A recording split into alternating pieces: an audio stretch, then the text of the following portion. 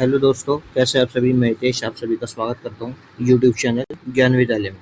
जैसे कि आप सभी जानते हैं, कल से CHSL के एग्ज़ाम स्टार्ट हो रहे हैं। ठीक है, तो उसी के लिए मैं आपके लिए एक मोस्ट पॉसिबिलिटी पेपर लेके आया हूँ, जो कि संभावित पेपर है। हो सकता है इसमें से आपको कुछ क्वेश्चंस देखने को मिले और आपकी साथ ही साथ प्रैक्टिस भी हो जाएगी कि आप कितना पढ़े हैं और कितना आप जानते हैं। तो चलिए अपने सेशन को स्टार्ट करते हैं। यदि आप हमारे साथ पहली बार जुड़े तो प्लीज़ वीडियो को लाइक करना, शेयर करना, देन चैनल को सब्सक्राइब करना ना भूलें। तो चलिए स्टार्ट करते हैं, देखते हैं किस तरीके के क्वेश्चन है। और मैं आपको लेके आया हूँ टॉप 25 MCQs, जो कि हर किसी टॉपिक से हैं।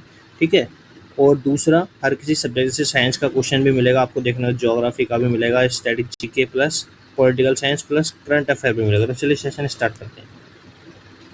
जैसे कि पहला ही क्वेश्चन है, संयुक्त राष्ट्र सुरक्षा परिषद के 5 स्थायी सदस्य हैं, यानी कि जो UNO है, ठीक है, उसके सुरक्षा परिषद UNSC के यानी यूनाइटेड नेशन सिक्योरिटी काउंसिल्स के 5 स्थायी सदस्य हैं। ठीक है, अब सबसे पहली बात आती है उसमें कितने सदस्य हैं। ठीक है, तो टोटल नंबर ऑफ मेंबर कितने हैं, 15 है। ठीक है, 15 में से जो 5 है वो परमानेंट मेंबर है।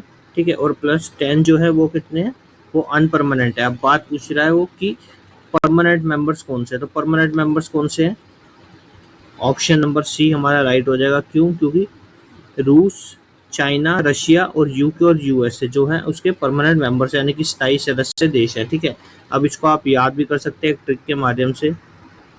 ठीक है, रूस का फेस। ठीक है, इस तरीके से आप ट्रिक से या ट्रिक के अकॉर्डिंग भी याद कर सकते हैं। रूस से आपका रशिया हो जाएगा, का से कुछ नहीं होगा, एफ से फ्रांस, ए से क्या हो जाएगा आपका अमेरिका हो जाएगा, और सी से क्या हो जाएगा कनाडा, और ई से क्या हो जाएगा आपका, इतना आपको याद रखना है। तो इसलिए आगे बढ़ते हैं, option number C will be your right answer.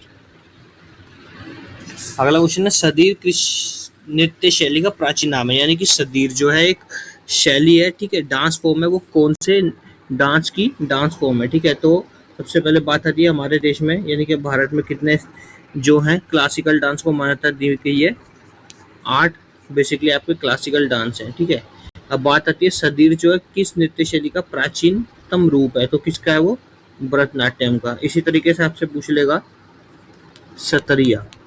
ठीक है, तो सतरिया किस नृत्य का रूप है, तो वो है असम का। ठीक है, अब इतना आप याद रखेंगे सबसे पहले कि ये सबसे ओल्ड है और ये सबसे न्यू है सतरिया। ठीक है, तो इतना आप याद रखेंगे। अब बात आती है कथक। कथक कहाँ पे होता है, कथक यूपी में होता है, ओडिसी उड़ीसा में होता है, भरतनाट्यम कहाँ पे होता है, तमिलनाडु में होता है, और मोहिनीअट्टम कहाँ पे होता है, केरल में होता है। तो इतना आप याद रखें। तो option number C will be your right answer. तो option number C will be your right answer.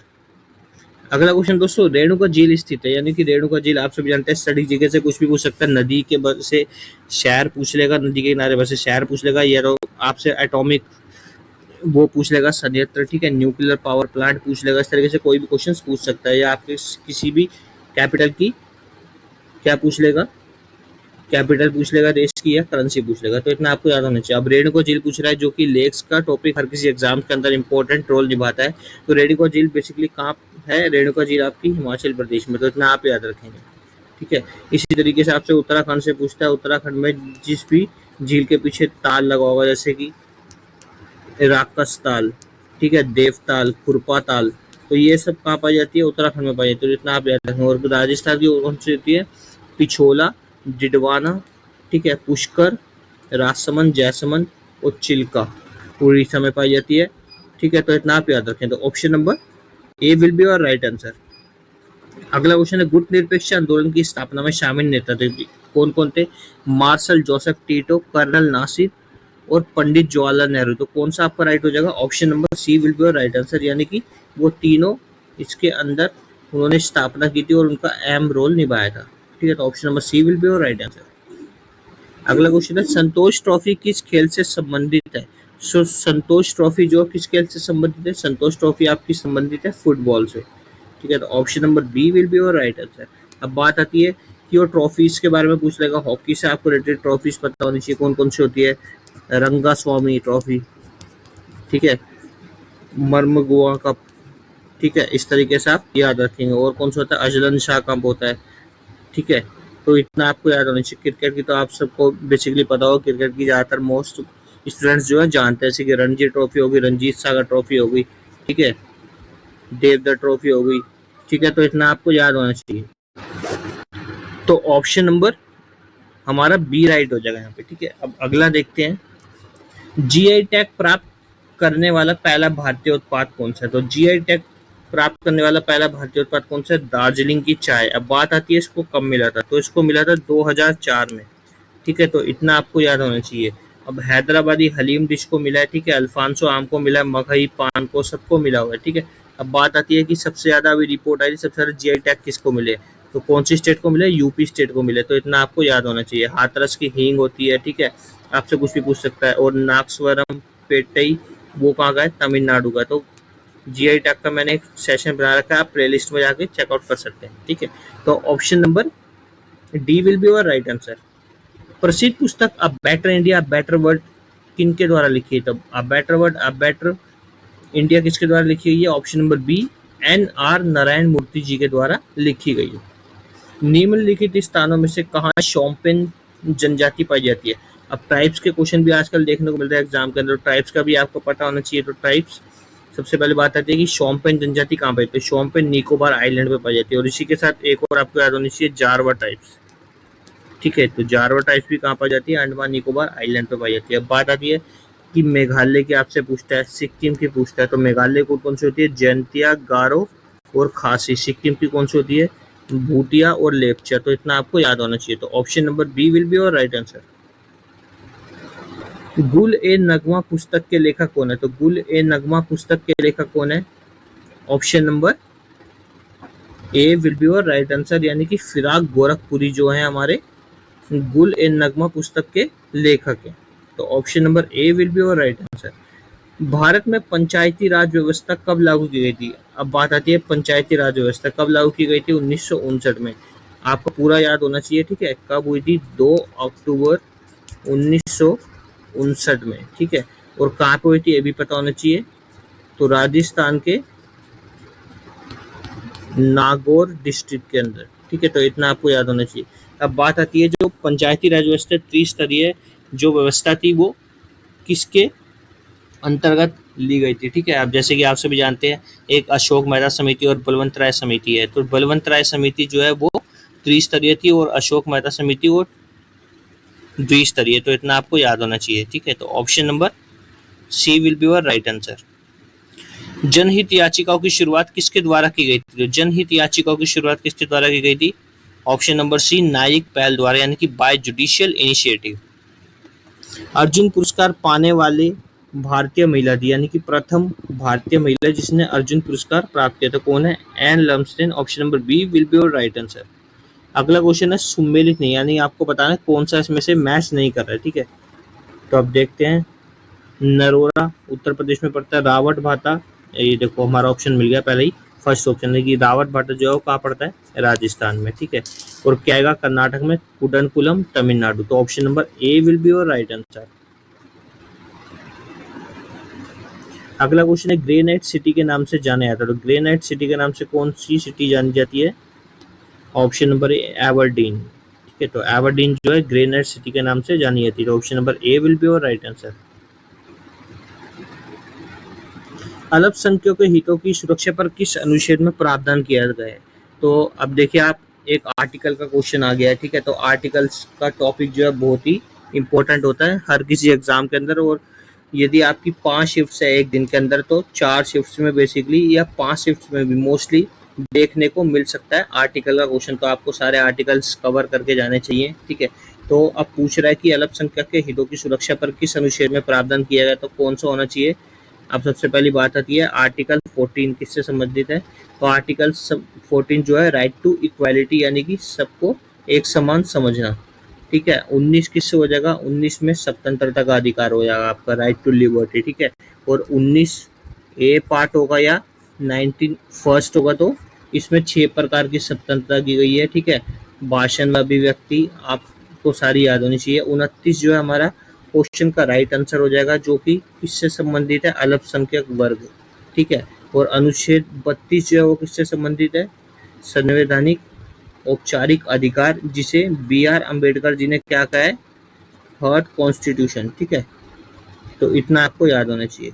तो option number C will be our right answer. और जो फंडामेंटल राइट्स है वो कहाँ से लिए गए, अडॉप्टेड बाय यूएसए कॉन्स्टिट्यूशन। ठीक है, तो इतना आपको याद होना चाहिए। और पार्ट थर्ड में आते हैं और आर्टिकल 12 से लेकर 35 तक इनका वर्णन किया गया। दूध को संतुलित आहार नहीं माना जाता क्योंकि दूध में अनुपस्थित होते हैं।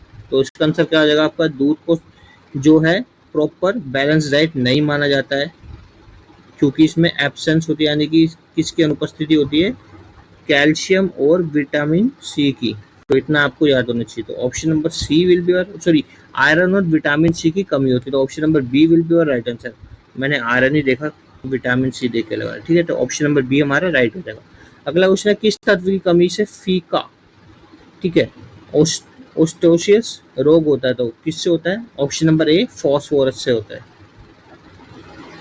2011 में देश के निम्नलिखित राज्यों में से किसमें साक्षरता दर सबसे ज्यादा दर्ज की गई। ठीक है, आप सभी देख सकते हैं आर्टिकल, ठीक है, सेंसस, ट्राइब्स, डांस, ठीक है, और एटॉमिक पावर प्लांट या nuclear plant.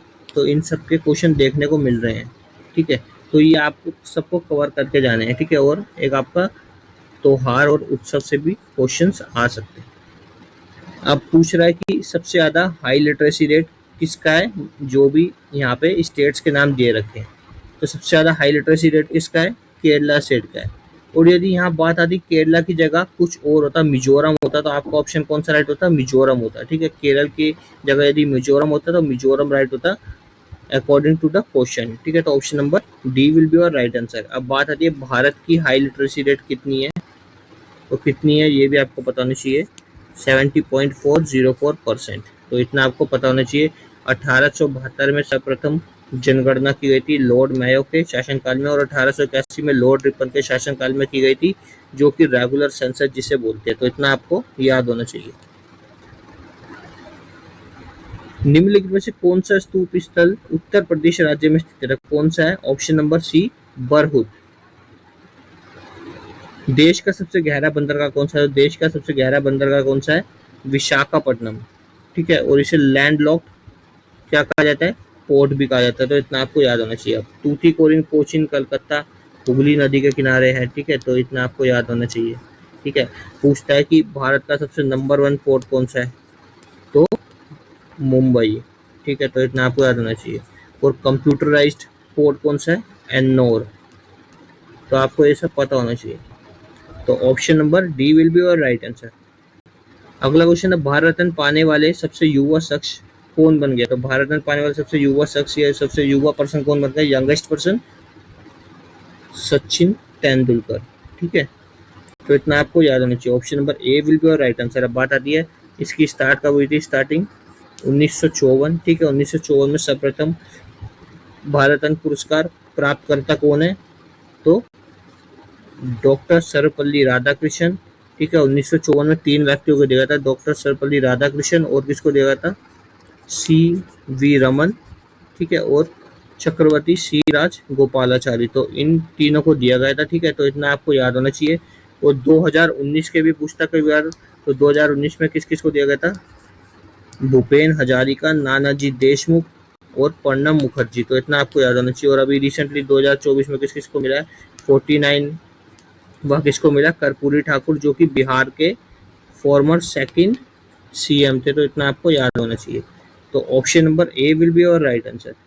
Australian open tennis tournament में महिला सिंगल्स का खिताब किसने जीता। तो ऑस्ट्रेलियन ओपन टेनिस टूर्नामेंट में महिला सिंगल्स का खिताब, वुमेन सिंगल्स का जो खिताब है वो किसने जीता है, option number B Aryna Sabalenka ने जीता है। प्रोग्राम जो हार्डवेयर के रूप में स्थायी तौर पर रोम में संग्रहित होता है डैश के रूप में जाना जाता है। तो किस में जाना जाता है, ऑप्शन है आपके हार्डवेयर, सॉफ्टवेयर, फर्मवेयर या रोमवेयर। तो आपका कौन सा राइट हो जाएगा, option number B will be our right answer, यानी कि सॉफ्टवेयर। कुडनकुलम परमाणु ऊर्जा संयंत्र कौन से राज्य में स्थित है। अभी आपको मैंने थोड़ी देर पहले ही पढ़ा गया हूँ यही वाले क्वेश्चन। तो कुडनकुलम कहाँ पड़ जाएगा आपका, तमिलनाडु। तो option number C will be our right answer. इसी के साथ हमारा सेशन खत्म होता है। यदि आपको दोस्तों अच्छा लगा तो प्लीज़ ज़्यादा फॉलो करें, शेयर करें, चैनल को सब्सक्राइब ना भूलें। Thanks for watching my session.